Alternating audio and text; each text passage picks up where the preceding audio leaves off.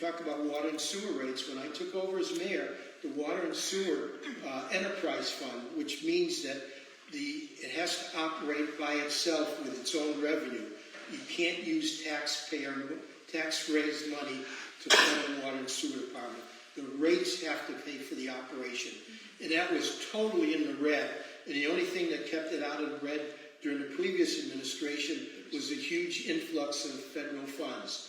But that was not sustainable, and we had to reevaluate the entire way we charge for water in this city, and we came up with a plan to stabilize the rates, and of course the rates went up, not as much as surrounding towns, but they had to go up just so we could afford to continue to provide service, of providing sewage service and water. And that's what we've done. And I promised we wouldn't have a rate increase for at least a year and a half, and we've been able to maintain that. Okay. I think this is a very big point of difference between me and the mayor. The mayor says that you can only fund the enterprise fund with raising water and sewer rates. That's not true. The state law says two things. You can fund it through water and sewer rates.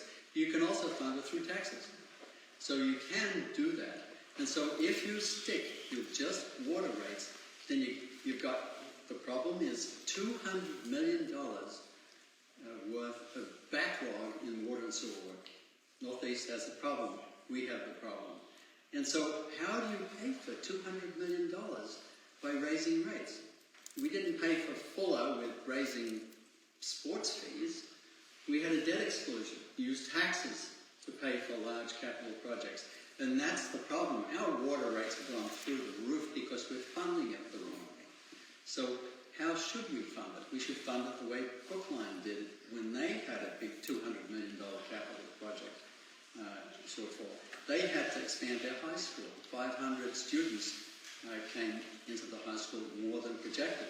So they had to expand the high school by a $200 million project. How did they do it? They expanded. You pay off the pension liability, which pays pension and health care and all this kind of thing for the seniors who've retired in the city. And so you can pay that up by 2030 or extend it out to 2040. If we do as Brookline did, we extend ours, which we're paying up by 2030, extended it to 2040, we would use $10 million a year to fund all of this capital work. And so on my watch, that's what I will do. And on my watch, water rates will come down because that's punishing people, and particularly renters. Renters at the moment in any large rental unit building pay twice as much for water as anybody else. Literally, a glass of water costs twice as much in one of those places. We have to fix that.